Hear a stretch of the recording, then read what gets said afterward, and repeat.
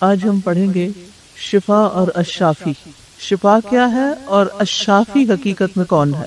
شفا کا لفظ عربی زبان کا لفظ ہے، اگرچہ اردو میں بھی استعمال ہوتا ہے. شفا یشفی شفاءً سے ہے. شفا اللہ المریض کا مطلب ہوتا ہے کہ اللہ تعالیٰ نے مریض کو بیماری سے تندرست کر دیا، اسے عافیت دی اور مریض شفا یاب ہو گیا، صحت یاب ہو گیا، اور وہ پہلے والی حالت پر جو یعنی صحت والی حالت تھی اس پر واپس لوٹ گیا. تو شفا سے بنیادی طور پر مراد ہوتا ہے تندرستی پانا، صحت یاب ہونا. یہ لفظ بیماری کے علاوہ دیگر معنوں میں بھی استعمال ہوتا ہے، جیسے الجواب الشافی، یعنی ایسا جواب جس نے مجھے تسلی کرا دی، جس پر نظر ثانی کی ضرورت نہیں رہی. اسی طرح ہم کہتے ہیں جہالت ایک بیماری ہے اور اس کی شفا تعلیم ہے. جہالت کی شفا تعلیم میں ہے. اسی طرح شفا بھی لفظ ہوتا ہے اور شفا بھی ہوتا ہے. شفا کا لفظ قرآن میں آتا ہے، اس کا کیا معنی ہے؟ کنارہ. یس، علی شفا جرف ہار، علی شفا حفرت. ٹھیک ہے، تو شفا کہتے ہیں کنارے کو. تو ہر چیز کی شفا سے مراد اس کا، یعنی ہر چیز کی شفا سے مراد اس کا کنارہ ہوتا ہے. تو خلاصہ یہ ہے کہ شفا ایک ایسی چیز ہے، یعنی آپ نے آج کے بعد لفظ شفا بولنا ہے تندرستی اور صحت کے لیے، اور شفا نہیں بولنا شفا ہو گئی، کیونکہ بہت سے لوگ پروننسیشن غلط بولتے ہیں اور وہ ایک دوسرے معنی میں چلا جاتا ہے، چاہے لکھنے میں وہ ایک جیسا نظر آ رہا ہو. تو شفا سے مراد ہر ایسی چیز کو ہٹا دینا ہے، دور کر دینا ہے جو جسم، دل اور انسان کی شخصیت کے لیے دکھ، اذیت، تکلیف کا باعث ہو. یعنی ہر دکھ، اذیت اور تکلیف والی چیزیں دور کر دینا، یہ شفا کہلاتا ہے. اب دیکھیے کہ اگر انسان کو کوئی غم پہنچتا ہے تو غم اس کو کیا کرتا ہے؟ غم کا نتیجہ کیا ہوتا ہے؟ کوئی نتیجہ نہیں ہوتا. غم بیمار کر دیتا ہے، غم دکھی کر دیتا ہے. ٹھیک ہے، تو اب کیا کرنا چاہیے؟ غمگین رہنا چاہیے یا اس کا کوئی علاج کرنا چاہیے؟ علاج کرنا چاہیے. تو وہ جو علاج کیا جائے گا، اس علاج کے بعد جو چیز حاصل ہوگی وہ کیا کہلائے گی؟ شفا کہلائے گی. ٹھیک ہے، تو جیسے پہلے بھی میں نے عرض کیا کہ بیماری جسمانی بھی ہو سکتی ہے، روحانی بھی ہو سکتی ہے، نفسیاتی بھی ہو سکتی ہے، قلبی ہو سکتی ہے، ذہنی ہو سکتی ہے، اخلاقی ہو سکتی ہے. یعنی بیماری کئی قسم کی ہوتی. تو اس بیماری سے نکل آنا، یہ کیا ہے؟ شفا حاصل کرنا. قرآن مجید میں شفا کا لفظ یا اس کے جو مشتقات ہیں وہ 6 آیات میں ہیں، جیسے وَيَشْفِ صُدُورَ قَوْمٍ مُؤْمِنِينَ وَشِفَاءٌ لِمَا فِي الصُّدُورِ فِيهِ شِفَاءٌ لِلنَّاسِ مَا هُوَ شِفَاءٌ وَرَحْمَةٌ فَهُوَ يَشْفِينَ هُدًى وَشِفَاءٌ. تو 6 جگہوں پر یہ لفظ آتا ہے. سب سے پہلے ہم دیکھتے ہیں سورۃ التوبہ میں شفا کا لفظ. یہ سورۃ التوبہ کی آیت نمبر 14 ہے، جس میں اللہ تعالیٰ فرماتے ہیں تم ان سے جنگ کرو، اللہ تمہارے ہاتھوں انہیں عذاب دے گا اور انہیں ذلیل و رسوا کرے گا اور ان کے خلاف تمہاری مدد کرے گا اور مومن قوم کے سینوں کو شفا بخشے گا. یہ کون سی شفا ہے؟ جسمانی یا قلبی، روحانی؟ ٹھیک ہے نا. یعنی ان لوگوں کے ہاتھوں تمہیں جو بھی دکھ پہنچا ہے، اس دکھ سے تم نکل آؤ گے، اللہ تمہارے سینے ٹھنڈے کر دے گا، تمہارے دلوں کو راحت بخشے گا. لیکن یہ راحت کس کے سبب حاصل ہوگی؟ کس کے سبب؟ بیٹھے بیٹھے اسباب اختیار کر کے، محنت کر کے، رزق لے کر، تکلیف اٹھا کر. ٹھیک ہے. دوسری آیت سورۃ یونس کی آیت نمبر 57 ہے، وَشِفَاءٌ لِمَا فِي الصُّدُورِ. اللہ تعالیٰ فرماتے ہیں اے لوگو تمہارے پاس تمہارے رب کی طرف سے نصیحت آ چکی ہے. وہ کون سی نصیحت ہے؟ قرآن. یہ دلوں کے امراض کی شفا اور مومنوں کے لیے ہدایت اور رحمت ہے. مومنوں کے لیے ہدایت اور رحمت ہے. تو اس سے یہ پتہ چلتا ہے کہ مومنوں کے لیے تو ہدایت بھی ہے اور رحمت بھی ہے، لیکن اوور آل قرآن سب کے لیے کیا ہے؟ شفا ہے. جو بھی اسے پڑھے گا، ایمان والا پڑھے گا تو بھی شفا پائے گا، اور کوئی بے ایمان پڑھے گا تو وہ بھی شفا پائے گا. یعنی یہ سب کے لیے فائدے کی چیز ہے. جو شخص بھی قرآن سے نصیحت لیتا ہے، ہدایت لیتا ہے، رحمت پاتا ہے، وہ شفا پاتا ہے. ٹھیک ہے. اور یہ نہیں کہ یہ صرف روحانی بیماریوں کا علاج ہے، قرآن جسمانی بیماریوں کا بھی علاج ہے، جس کی آگے چل کر ہم وضاحت کریں گے۔ پھر اللہ تعالیٰ شہد میں شفا بتاتے ہیں۔ سورۃ النحل کی 69 آیت میں فرمایا فیہ شفاء للناس، فرمایا پھر ہر طرح کے پھلوں میں سے کھاؤ، پھر اپنے رب کے ہموار راستوں پر چلتی رہو۔ شہد کی مکھی کو اللہ تعالیٰ نے حکم دیا۔ ان کے پیٹوں سے ایسا شربت نکلتا ہے جس کے مختلف رنگ ہیں، اس میں لوگوں کے لیے شفا ہے، بے شک جو لوگ غور و فکر کرتے ہیں ان کے لیے یقیناً اس میں ایک نشانی۔ تو اللہ سبحانہ تعالیٰ نے شفا قرآن میں بھی رکھی اور شفا غذا میں بھی رکھی، ٹھیک ہے؟ تو یعنی دوا بھی ہوتی ہے اور دعا بھی ہوتی ہے، دونوں چیزیں شفا کے لیے فائدہ مند ہوتی ہیں۔ تو شہد میں شفا ہے کیونکہ اس میں بہت سے پھولوں اور پھلوں کا رس ہوتا ہے اور تجربے کی چیز ہے۔ چوتھی آیت میں اللہ تعالیٰ فرماتے ہیں، اس سورۃ الاسراء کی آیت نمبر 82 ہے، وَنُنَزِّلُ مِنَ الْقُرْآنِ مَا هُوَ شِفَاءٌ وَرَحْمَةٌ لِّلْمُؤْمِنِينَ، اور ہم قرآن میں سے جو نازل کر رہے ہیں وہ مومنوں کے لیے تو شفا اور رحمت ہے اور ظالموں کو خسارے ہی میں بڑھاتا ہے۔ یعنی قرآن پڑھنے سے، قرآن پر عمل کرنے سے انسان کی روح، انسان کا دل، انسان کا جسم شفا پاتا ہے، اور جو شخص اس سے جتنا دور ہوتا ہے وہ بیمار ہوتا ہے۔ اگر جسمانی طور پر نہیں بھی تو روحانی طور پر وہ بیمار ہی ہوتا ہے، اس کے دل کو وہ قرار اور سکون حاصل نہیں ہو سکتا۔ تو کچھ لوگوں کے لیے قرآن شفا ہے، اور جو ظالم ہے، ظالم کون ہے؟ جو اس سے دور رہتے ہیں، جو اس سے فائدہ نہیں اٹھاتے، جو اس پر ایمان نہیں لاتے، جو اس کی تصدیق نہیں کرتے، جو اس سے تعلق نہیں رکھتے، جو اس کا حق ادا نہیں کرتے، تو پھر کیا ہوتا ہے؟ وہ ظلمت میں ہی ڈوبے رہتے ہیں، اور وہ ظلمت ان کے لیے ایک بیماری کی حیثیت رکھتی اور ان کے خسارے میں اضافہ ہی ہوتا چلا جاتا ہے۔ تو جتنا قرآن سے دور ہوں گے اتنے ہی بیمار ہوں گے۔ ابھی یاد رکھیے گا، زندگی بھر جتنا قرآن سے دور ہوں گے اتنا بیمار ہوں گے۔ اب یہ ہم نے فیصلہ کرنا ہے کہ ہم نے اس کے قریب رہنا ہے یا اس سے دور ہونا ہے، صرف کورس کی حد تک پڑھنا ہے یا بعد میں بھی اس سے قریب رہنا ہے، یا اس کو اپنے قریب رکھنا ہے۔ آج اتنی خاموشی کیوں؟ تا حیات، یا آپ کہیں قریب رہنا ہے۔ دیکھیں، جب کوئی آپ سے سوال کرتا ہے تو پھر کیا کرتے ہیں؟ کیا خاموشی بھی جواب ہوتا ہے؟ کسی حد تک ہوتا ہے کہ ہاں ہم اگری کر رہے ہیں، ٹھیک ہے نا؟ جیسے وہ حدیث میں آتا ہے نا کہ کمالی لڑکی کی خاموشی اس کی ہاں ہوتی ہے۔ آپ میں سے بھی اکثر جو ہیں وہ اسی اصول پر عمل کر رہے ہیں کہ ایگری کر رہے ہیں، ٹھیک ہے؟ چلیے جی، سورۃ فصلت کی آیت نمبر 44 میں اللہ تعالیٰ فرماتے ہیں وَإِذَا مَرِضْتُ فَهُوَ يَشْفِينِ، سورۃ فصلت آیت 44، قُلْ هُوَ لِلَّذِينَ آمَنُوا هُدًى وَشِفَاءٌ۔ اللہ تعالیٰ فرماتے ہیں اور اگر ہم اسے عجمی قرآن بناتے تو ضرور وہ کہتے کہ اس کی آیات کھول کر کیوں بیان نہیں کی گئی؟ کیا کلام عجمی زبان اور رسول عربی؟ کہہ دیجئے یہ ہدایت اور شفا ہے ان کے لیے جو ایمان لائے، اور وہ جو ایمان نہیں لاتے ان کے کانوں میں بوجھ ہے، اور یہ ان کے حق میں اندھا پن ہے۔ یہی قرآن کچھ لوگوں کے کانوں میں کیا ہے؟ بوجھ۔ آپ نے دیکھو کہ کچھ لوگ قرآن نہیں سن سکتے، وہ قرآن لگایا جا رہا ہے تو کہتے پلیز بند کر دیں، ہم نہیں سننا چاہتے، ہم سے برداشت نہیں ہو رہا، اور اندھا پن ہے، پڑھ کے دیکھ کے سمجھ کے بھی ان کو سمجھ کوئی نہیں آتی۔ یہی لوگ ہیں جو دور کی جگہ سے پکارے جاتے ہیں۔ تو بہرحال قرآن مومنوں کے لیے ہدایت اور شفا ہے۔ چھٹی اور آخری آیت ہے سورۃ الشعراء 80، وَإِذَا مَرِضْتُ فَهُوَ يَشْفِينِ، اور جب میں بیمار ہوتا ہوں تو وہی مجھے شفا دیتا ہے۔ کون شفا دیتا ہے؟ اللہ سبحانہ تعالیٰ۔ اور یہ کس نے کہا تھا وَإِذَا مَرِضْتُ؟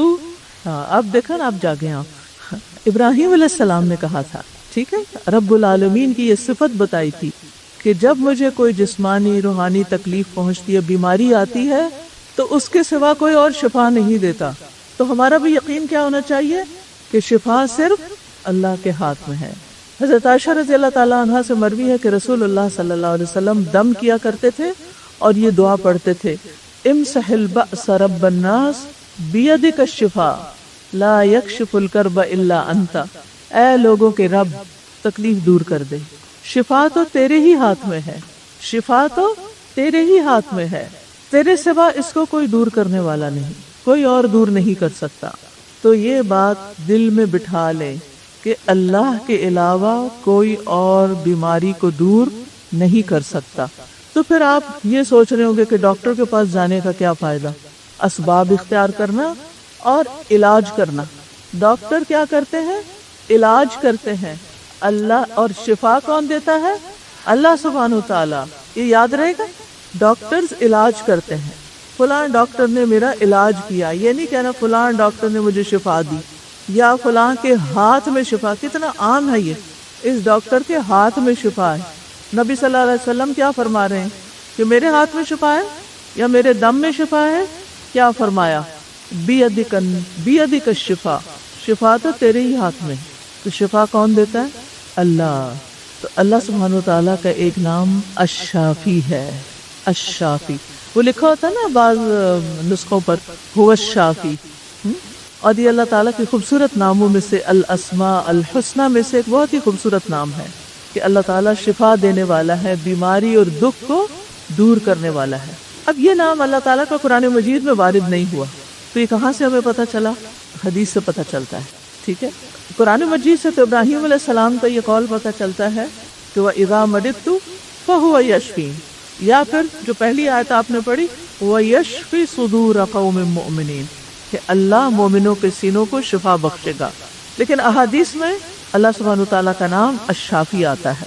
مثلا ایک روایت میں آتا ہے، عبدالعزیز کہتے ہیں کہ میں اور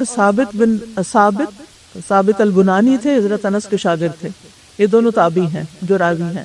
انس بن مالک رضی اللہ عنہ کی خدمت میں حاضر ہوئے تو ثابت نے کہا اے ابو حمزہ میری طبیعت ناساز ہے۔ انس رضی اللہ عنہ نے فرمایا کیا میں تجھے رسول اللہ صلی اللہ علیہ وسلم کا دم نہ کروں؟ یعنی تم بیمار ہو، ہمارے پاس کوئی آتا ہے تو ہم کہتے ہیں فلاں ڈاکٹر کے پاس چلے جاؤ، میں تمہیں گولی دوں؟ اچھا، انہوں نے کہا کیا میں تجھے رسول اللہ صلی اللہ علیہ وسلم کا دم نہ کروں؟ ثابت نے عرض کیا کیوں نہیں؟ انس رضی اللہ عنہ نے یہ دم پڑھ کر دم کیا، یہ دعا پڑھ کر دم کیا، اللہم رب الناس مذہب البأس اشفی انت الشافی لا شافی الا انت، انت الشافی لا شافی الا انت شفاء لا یغادر سقما۔ ٹھیک ہے، اگر کوئی آئے آپ کی دوست، آپ کا بچہ، اور کہ میرے سر میں بہت درد ہو رہا ہے، تو آپ نے کیا کرنا ہے؟ چلو بیٹھو میں تمہیں رسول اللہ صلی اللہ علیہ وسلم کا دم کرتی ہوں۔ اچھا، کچھ لوگ کہتے ہیں دم نہیں کرانا چاہیے، وہ ایک الگ بحث ہے، آگے انشاءاللہ اس پہ بھی بات کروں گی۔ اور وہ ڈرے ہوئے ہوتے ہیں کہ قیامت کے دن ہم ان لوگوں میں شامل نہیں ہوں گے جو بلا حساب جنت میں جائیں گے۔ ٹھیک، لیکن دوسری طرف ہم دیکھتے ہیں کہ نبی صلی اللہ علیہ وسلم خود بھی دم کرتے تھے اور جبریل علیہ السلام نے آپ پر بھی دم کیا، تو یہ کیا بات ہے؟ اس مسئلے کو ہم دیکھیں گے۔ لیکن یہاں یہ یاد رکھنے کی بات ہے کہ جب رسول اللہ صلی اللہ علیہ وسلم کے پاس کسی بیماری کا ذکر کیا جاتا یا بیمار کی حالت کو دیکھتے تو پھر اللہ ہی کا ذکر کرتے اور اللہ کے نام الشافی کے ذریعے اس کو پکارتے۔ تو شافی شفا دینے والا، ہر طرح کی بیماریوں سے شفا دینے والا، روحانی، قلبی، ذہنی، جسمانی، سب، ہر دکھ، تکلیف، مصیبت کو دور کرنے والا، دکھوں اور غموں سے شفا دینے والا۔ سورۃ الانبیاء کی آیت نمبر 87 سے 88 تک یونس علیہ السلام کا ذکر آیا ہے ان آیات میں، اور اس میں ہم دیکھتے ہیں کہ اللہ سبحانہ وتعالیٰ نے ان کو ایک بہت بڑی مشکل سے نکالا۔ کس کی بنا پر؟ کوئی ریسکیو ٹیم آئی تھی وہاں پر؟ نہیں، دعا کی بنا پر۔ تو جب انسان اللہ سبحانہ وتعالیٰ کو پکارتا ہے تو اللہ سبحانہ وتعالیٰ اس کی دعا سنتے ہیں اور اس کو شفا دیتے ہیں، اس کی مشکل آسان کرتے ہیں۔ کون پڑھے گا یہ آیات؟ وَذَنُّونِ إِذْ ذَهَبَ مُغَاضِبًا فَظَنَّ أَن لَّن نَّقْدِرَ عَلَيْهِ فنادى في الظلمات أن لا إله إلا أنت سبحانك إني كنت من الظالمين۔ فاستجبنا له ونجيناه من الغم وكذلك ننجي المؤمنين. اور مچھلی والے یعنی یونس علیہ السلام کو، ان کو بھی ہم نے اپنی رحمت میں داخل کیا جب وہ غصے سے بھرے ہوئے بستی کو چھوڑ کر چلے گئے. انہیں یہ گمان تھا کہ ہم ان پر گرفت نہیں کر سکیں گے، یعنی ان کو پکڑ نہیں سکیں گے. پھر انہوں نے اندھیروں میں پکارا کہ لا الہ الا انت سبحانک انی کنت من الظالمین، تیرے سوا کوئی الہ نہیں، تو پاک ہے، میں ہی ظالموں میں سے تھا. تب ہم نے اس کی دعا کو قبول کر لیا اور اسے غم سے نجات دی. غم سے نجات دی یعنی دوسرے لفظوں میں غم کی بیماری سے نجات دی، شفا دی. اور ہم اسی طرح ایمان رکھنے والوں کو نجات دیا کرتے ہیں، یعنی باقی مومنوں کذالک ننجی المؤمنین، سب کے لیے ہے یہ نسخہ کہ غم سے نکلنے کا راستہ ہے کیا؟ پڑھیے لا الہ الا اللہ. آپ میں سے کبھی کوئی غمگین ہوا؟ TQ4 ہے نا، آپ پنک یہ جو پنک سکارف میں گھر چھوڑ کر آئے ہیں، ہاسٹل میں ہیں، دکھی غمگین، آپ تو بڑے خوش ہیں. الحمدللہ یہ جگہ ہی ایسی کہ یہاں آ کے سبھی خوش ہو جاتے ہیں سمیت میرے. بہرحال گھر والوں سے جدائی ایک غم دیتی ہے انسان کو، تو جس وقت بھی خیال آئے تو کیا کریں؟ یہی کلمہ پڑھیں، دہرائیں اس کو. تو اللہ سبحانہ وتعالی ایسا الشافی ہے جو ہمارے سینوں کو بھی ہر طرح کی بیماریوں سے شفا دیتا ہے. جیسے ہمارے دلوں کے اندر، سینوں کے اندر جو بیماریاں، ان میں دو بڑی بیماریاں شہوات، شکوک و شبہات. شہوات انسان کو ہلاکت میں گراتی ہیں اور شکوک و شبہات انسان کو کہیں کا نہیں چھوڑتے.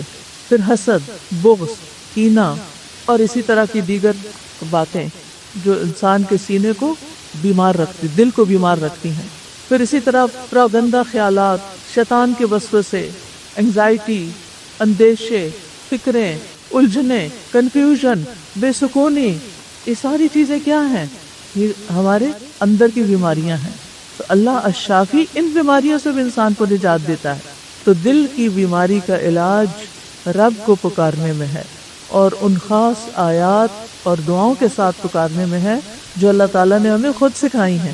ابن قیم کہتے ہیں جب دل رب العالمین سے جڑ جاتا ہے، بیماری اور دوا کے خالق سے اور طب کو تدبیر کرنے والے اور اسے اپنی مرضی کے مطابق پھیرنے والے سے، تو اس دل کے لیے ان دواؤں کے علاوہ اور دوائیں ہوتی ہیں جنہیں وہ دل برداشت کرتا ہے جو اس سے دور ہو اور اس سے منہ موڑتا ہو.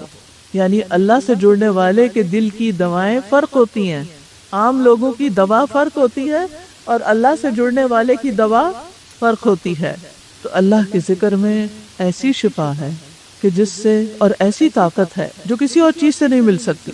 تو جب انسان کا نفس ایمان لا کر قوی ہو جاتا ہے اور اپنے خالق کی معرفت سے خوش ہو جاتا ہے، اپنے رب کو پہچان کر خوش ہو جاتا ہے، رب سے انس پا کر، مانوس ہو کر، محبت کر کے، اس کا ذکر کر کے خوش ہو جاتا ہے، اور اس کی ساری قوتیں رب کی طرف پھر جاتی ہیں، اس کے تمام معاملات پھر درست ہو جاتے ہیں اور اسے رب کی مدد حاصل ہو جاتی ہے.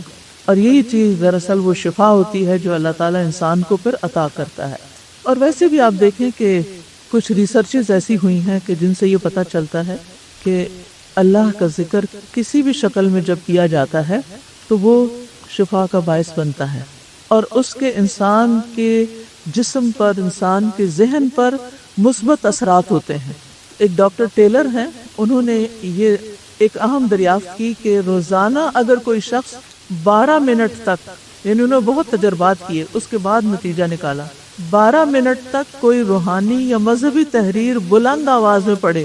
اب ظاہر ہے کہ یہ تو نان مسلم ہیں، ان کو بیچاروں کو نہ قرآن کا پتہ ہے، نہ یہ اذکار ہمارے ان کو پتہ ہے. آپ تو خوش قسمت ہیں جن کے ہاتھوں میں یہ سب چیزیں ہیں، ان کو اویلیبل ہیں، ان کے لیے میسر ہیں، لیکن ان کو نہیں پتہ. لیکن انہوں نے اس کو روحانی تحریر سے پکار، روحانی تحریر ہو اور 12 منٹ تک روز اونچی آواز میں، دل میں نہیں، بلند آواز سے پڑھیں. اس سے ڈائمنشیا ریورس ہو سکتا ہے.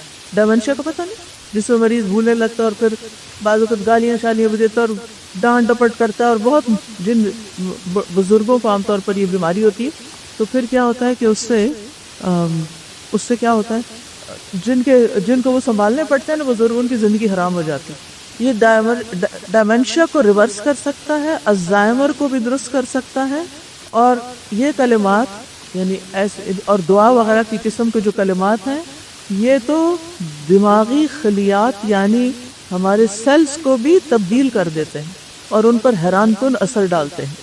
ایک اور ہے ڈاکٹر آرلین، وہ کہتی ہے کہ جن بچوں کو بچپن سے مذہبی کتابیں پڑھانے کی کوشش کی جاتی ہے، بچپن سے، جیسے ہمارے بچے آغاز میں ہی یعنی بولنا شروع ہی کرتے ہیں تو ان کو ہم قرآن پہ لگا دیتے ہیں، اور بعض عقل مند مائیں تو ڈے 1 سے ان کو قرآن سنانا شروع کرتی ہیں، اور بلکہ وہ جب پریگنینسی میں ہوتے تو وہ اس وقت خود پڑھتی، پہلے وہ مشہور تھا سورت مریم پڑھی جائے اور فلاں سورت پڑھی جائے بچہ خوبصورت ہوگا۔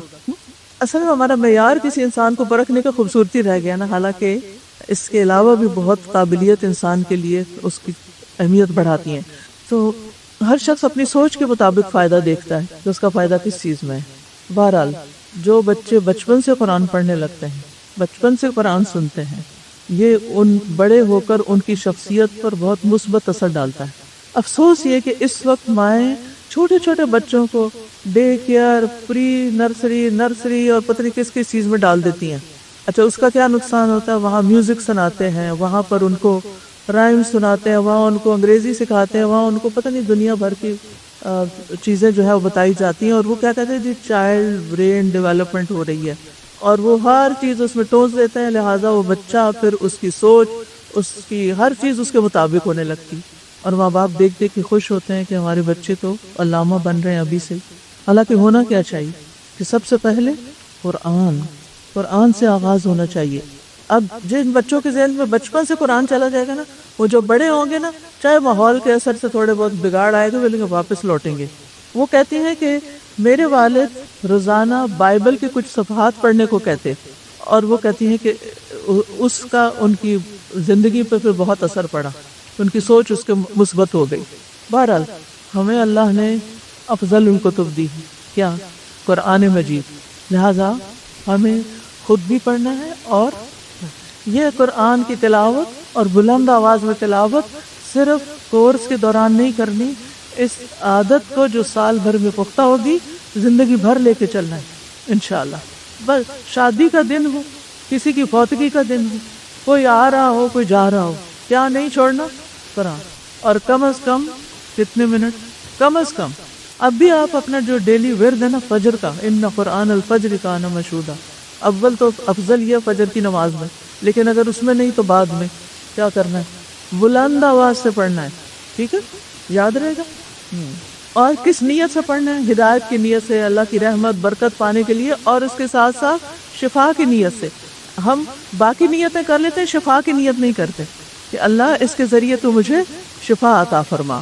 اور بار بار یہ یاد کرنا ہے کہ اللہم بیدک الشفا لا یکشف الکرب غیرک۔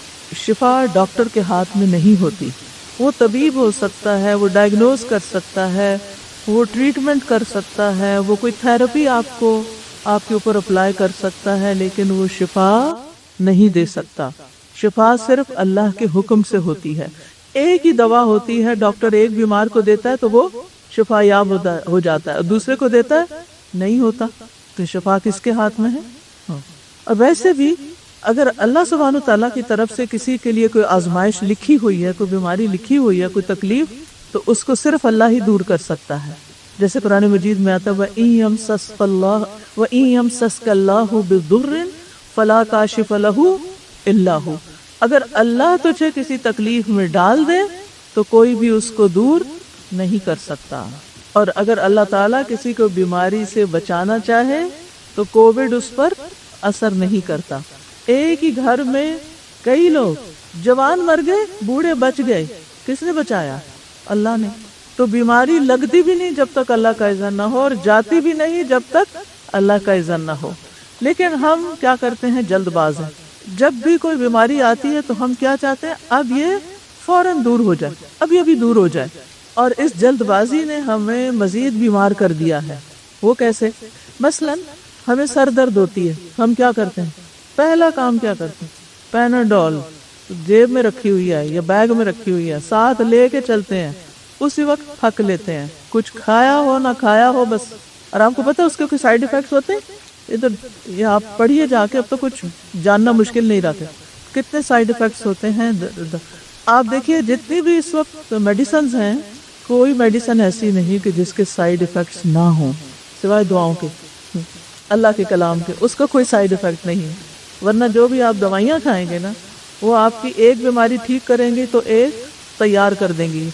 अब होता क्या है, एक दवाई खाते हैं, उससे एक चीज़ तो ज़ाहिरी तौर पर जल्दी ठीक हो गई, उसके नतीजे में क्या हुआ, एक और लग गई, एक और दवाई शुरू कर दी, उसके नतीजे में एक और लग गई, एक और शुरू कर दी। बाज़ बुजुर्ग बेचारे 20-20 दवाइयाँ खा रहे होते हैं, क्योंकि हम जल्दबाज हैं। खुलिक़ल इंसानु अजूला। तो याद रखिए, बीमारी जो आती है ना, बाज़ बीमारियाँ आती हैं और चली जाती हैं, लेकिन कुछ बीमारियाँ अपना साइकिल पूरा करके जाती हैं। वो वायरस दाखिल हुआ, उसने टाइम लेना बाहर निकलने में या मरने में, उसका एक वक्त है। जैसे फ्लू है मसला, अगर फ्लू शुरू हो गया ना तो अमूमन उसका साइकिल 7 डेज में पूरा होता है। कुछ लोग क्या करते हैं, जल्दी से एंटीबायोटिक शुरू कर देते हैं, कुछ लोग और इसी तरह का कुछ टोटके शुरू कर देते हैं। अच्छा, नतीजा क्या निकलता है?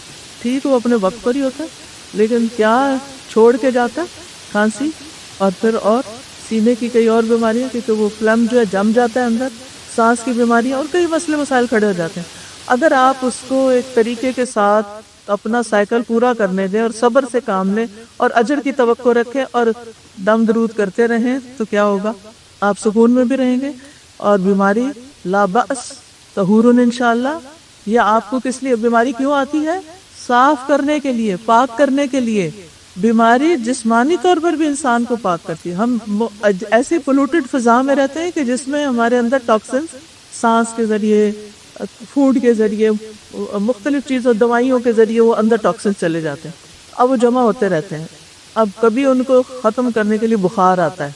बुखार क्या करता है? जिस्म के फासिद मादों को जलाता है। हम क्या करते हैं, बुखार आ जाए तो झट से क्या खाते हैं? गोली। अब वो जो मादे पिघल रहे थे ना, वो क्या करते हैं, वहीं जम जाते हैं और कभी वो हमारे लिवर में जाके उधर डेरा जमा लेते हैं, कभी वो पित्ते में, कभी गाल ब्लैडर, कहीं ना कहीं। फिर वो क्या बनते हैं? पथरियाँ। फिर उनको क्या करते हैं? लेज़र से मसला निकलवाते हैं। फिर थोड़े दिनों में क्या होता है, वो दोबारा बनती हैं। क्यों? क्योंकि हमने कॉज तो दूर ही नहीं की, हमने तो बस वो जो ज़ाहिरी सिम्टम थी ना, वो ख़त्म कर दी। तो ऐसी चीज़ों में सब्र से काम लें, माहिर मुआलिज से राब्ता करें, खुद से दवाइयाँ मत खाएं। लेकिन जब तक कोई माहिर मुआलिज नहीं मिलता, क्या करते रहें? सबसे पहला काम क्या करें? दुआ शुरू कर दें, खुद भी करें और मरीज के जो आसपास लोग हैं वो भी दुआ करें उसके लिए, और इस यकीन के साथ करें कि अल्लाह शिफा देगा। अल्लाह ने मुझे सबब इख्तियार करने को कहा, इसलिए मैं इलाज करूँगी। लेकिन महज इलाज से फ़ायदा नहीं होता जब तक अल्लाह का इज़्न ना हो। लेकिन एक हैरत अंगेज बात है कि महज दुआ करने से शिफा मिल जाती है, सिर्फ दुआ करने से शिफा मिल जाती है। नबी सल्लल्लाहु अलैहि वसल्लम ने फरमाया, दुआ उस मुसीबत के लिए भी फ़ायदा मंद है जो नाजिल हो चुकी, और उसके लिए भी जो अभी नाजिल नहीं हुई। लिहाजा ए अल्लाह के बंदो, दुआ को लाजिम पकड़ो। तो क्या करना है? हर तकलीफ में और खुसूसन बीमारियों में दुआ को लाजिम पकड़ना है, और दवा भी करनी है, लेकिन दवा अल्लाह के इज़्न से शिफा का बायस बनेगी। नबी सल्लल्लाहु अलैहि वसल्लम ने फरमाया, हर बीमारी के लिए दवा है, हर बीमारी के लिए दवा है। जब किसी मरीज को सही तरीके पर बीमारी की दवा पहुंचती है तो अल्लाह के हुक्म से, अल्लाह अज़्ज़ा व जल्ला के हुक्म से उसे एहतियाब हो जाता है। अब यहाँ नबी सल्लल्लाहु अलैहि वसल्लम इस हदीस से हमें क्या तालीम दे रहे हैं? दवा लो, लेकिन शिफा कैसे होगी? जब नंबर 1 दवा दुरुस्त होगी, ठीक है, उस बीमारी के मुताबिक होगी, और दूसरी चीज अल्लाह अज़्ज़ा व जल के हुक्म से शिफा याब होगा वो, चाहे दवा दुरुस्ती क्यों ना हो। हमें बीमार होने पर यह हदीसें याद नहीं रहती, हमने ये याद रखनी है। ठीक मैंने होना है अल्लाह ही के इज़्न से। याद रखिए, इलाज कराना मना नहीं है, इलाज कराना चाहिए, और ना ही ये तवक्कुल के मुनाफी है। अक़ल व तवक्कुल है। अल्लाह चाहे तो कुन कह के इंसान को किसी भी तकलीफ से निकाल दे, लेकिन अल्लाह ने असबाब भी पैदा किए। ज़ुल्क़रनैन बादशाह था, पढ़ा किसी ने सूरत कहफ को? जी, कैसा बादशाह था? आदिल बादशाह था, کوئی اس کے پاس ٹیکنالوجی تھی نہیں، ایسے ہی وہ دیوار بنا لی تھی اس نے. اللہ نے اس کو اسباب عطا کیے تھے، ٹھیک ہے، تو انہوں نے کیا کیا تھا، اسباب کو استعمال کیا تھا. حالانکہ وہ خود بہت طاقتور بادشاہ تھے، لیکن انہوں نے اسباب استعمال کیے جو اللہ نے ان کو سکھائے تھے. انا مکننا لہ فی الارض وآتیناہ من کل شیء سببا فاتبع سببا. تو اتبع سببا کیا ہے، کیا کرو، اسباب کی پیروی کرو، اسباب اختیار کرو، لیکن اسباب پر بھروسہ کر لو، اسباب کے اوپر بھروسہ کر لو. اب میں نے چونکہ یہ سبب اختیار کر لیا لہذا میں منزل تک پہنچ جاؤں گی، نہیں. تو بھروسہ صرف اللہ کی ذات پر، ٹھیک ہے، نہ ڈاکٹر پر، نہ دوائی پر، نہ کسی اور پر، اللہ کی ذات پر. لہذا کوئی بھی تکلیف جو آپ کے دل، روح، بدن، جسم، اخلاق کو لاحق ہو جائے تو کیا کریں، اللہ کی طرف رجوع کریں، اس کے آگے جھک جائیں، اس کے مزید قریب ہو جائیں، اس کا ذکر کریں اور مسنون دعائیں پڑھیں. اب آپ دیکھیے کہ اللہ سبحانہ تعالیٰ سب کچھ کر سکتا ہے، ان اللہ علی کل شیء قدیر، لہٰذا وہ بغیر دوا کے، بغیر اسباب کے بھی شفا دے سکتا ہے. اس میں ہم دیکھتے ہیں قرآن سے ایوب علیہ السلام کی مثال. سورۃ الانبیاء آیت نمبر 83 اور 4 اللہ سبحانہ تعالیٰ ایوب علیہ السلام کے بارے میں فرماتے ہیں وہ 18 سال تک بیمار رہے تھے، لیکن شفا انہیں کس سے ملی تھی، دعا سے. وہ کون سی دعا تھی، شمیم پڑھیے، مائک کھولیے، آیات سنیں نا تاکہ یقین میں اضافہ ہو. وَأَيُّوبَ وَأَيُّوبَ إِذْ نَادَى رَبَّهُ أَنِّي مَسَّنِيَ الضُّرُّ وَأَنْتَ أَرْحَمُ الرَّاحِمِينَ فَاسْتَجَبْنَا لَهُ فَكَشَفْنَا مَا بِهِ مِنْ ضُرٍّ وَآتَيْنَاهُ أَهْلَهُ وَمِثْلَهُمْ معهم رحمة من عندنا وذكرى للعابدين. اور ایوب جب اس نے اپنے رب کو پکارا کہ بے شک مجھے تکلیف پہنچی ہے اور تو رحم کرنے والوں میں سب سے زیادہ رحم کرنے والا ہے، تو ہم نے اس کی دعا قبول کر لی. ایک وقت ہوتا ہے نا، بس اسے جو بھی تکلیف تھی دور کر دی اور اسے اس کے گھر والے اور ان کے ساتھ ان کی مثل اور عطا کر دیے اپنے پاس سے رحمت کے لیے اور ان لوگوں کی یاد دہانی کے لیے جو عبادت کرنے والے ہیں. تو یہاں آپ دیکھیں فاستجبنا فکشفنا وآتینا رحمتا من عندنا، یہ سب کون کر رہا ہے، اللہ سبحانہ تعالیٰ. ایوب علیہ السلام نے کوئی دوا نہیں کھائی تھی، اللہ کے حکم سے شفا ہوئی تھی ان کو، لیکن حکم 18 سال بعد ہوا، آزمائش پوری ہونے کے بعد. جب ہم کوئی دعا کرتے ہیں تو اس کی قبولیت 3 طرح ہوتی ہے. نمبر 1 فوراً قبول ہو جاتی، دیر اینڈ دین، آپ سوچتے ہی ہیں، آپ دل میں ہی ابھی بول رہے ہوتے ہیں، چیز مل جاتی ہے، آپ کو پہنچ چکی ہوتی ہے. نمبر 2 ایک وقت کے بعد، بعد حین، وہ 18 سال بھی ہو سکتا ہے لیکن قبول ضرور ہوگی، یعنی دنیا کے اعتبار سے. اور اس کے لیے انسان کو کیا چاہیے، صبر، شاباش، صبر چاہیے. تیسری قبولیت آخرت میں اجر، اتنا اجر کہ انسان چاہے گا کاش میری سکن دنیا میں کینچیوں سے کاٹ دی جاتی اور مجھے بھی ایسا اجر ملتا جو صبر کرنے والوں کو یہاں ملا ہے. یقین رکھیے دعا ہر صورت قبول ہوتی ہے، یا فوراً یا دیر سے یا پھر آخرت میں، لیکن فائدہ ہی فائدہ ہے. اچھا تو شافی کون ہے، اللہ. یعقوب علیہ السلام کی مثال اپنے سامنے رکھیے. اللہ تعالیٰ فرماتے ہیں وَبِيَضَّتْ عَيْنَاهُ مِنَ الْحُزْنِ فَهُوَ كَظِيمٌ، کہ غم کی شدت کی بنا پر آنکھوں کی بینائی ختم ہو گئی. تو بلائنڈنس کیا ہے، این النس، بیماری ہے کہ نہیں ہے. کوئی علاج کرایا تھا انہوں نے، پھر کوئی دوا لی تھی نہیں، صرف اللہ کا حکم ہوا. سورۃ یوسف کی آیت نمبر 93 میں آتا ہے یوسف علیہ السلام نے جب یوسف علیہ السلام کو جب پتا چلا کہ والد رو رو کر میرے غم میں نابینا ہو گئے ہیں، تو اللہ تعالیٰ نے ان کو الہام کیا ہوگا. انہوں نے کہا اذهبوا، پڑھیے، اذهبوا بقميصي هذا فألقوه على وجه أبي يأت بصيرا وأتوني بأهلكم أجمعين. یہ میری قمیص لے جاؤ اور اسے میرے والد کے چہرے پہ ڈال دینا، وہ بینا ہو جائیں گے، اور انہیں لے کر تم سب اہل و عیال سمیت میرے پاس آ جاؤ. تو یعقوب علیہ السلام کی بینائی کس سے لوٹی، اللہ کے حکم سے اللہ نے شفا دی بغیر دوا کے. وہ ایک ہیلا تھا، ایک سبب تھا کہ قمیص ڈال دو، لیکن شفا اللہ نے دی. کہنے کا مطلب ہے کہ بغیر دوا کے بھی کچھ طریقے ہوتے ہیں جس سے شفا ملتی ہے. اب ہوا کیا، جب وہ خوشخبری لانے والا آ گیا اور اس نے قمیص یعقوب کے چہرے پر ڈالی تو فوراً بینا ہو گئے. کہنے لگے میں نے تم سے کہا نہ تھا کہ میں اللہ سے وہ کچھ جانتا ہوں جو تم نہیں جانتے. زکریا علیہ السلام کی مثال، بغیر دوا کے بانجھ پن دور ہو گیا، اولاد ہو گئی. ٹھیک ہے، سورۃ مریم میں آتا ہے آیت نمبر 7 سے 9 تک.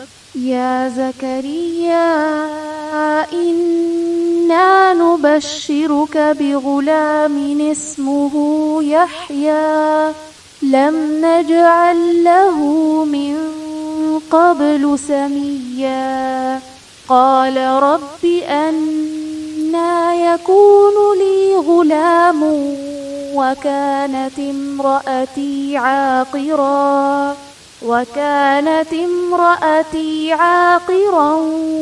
وقد بلغت من الكبر عتيا قال كذلك قال ربك هو علي هين وقد خلقتك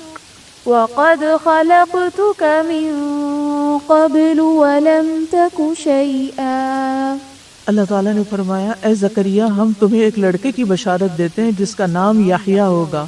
اس سے پیشتر اس نام کا کوئی دوسرا آدمی ہم نے پیدا نہیں کیا.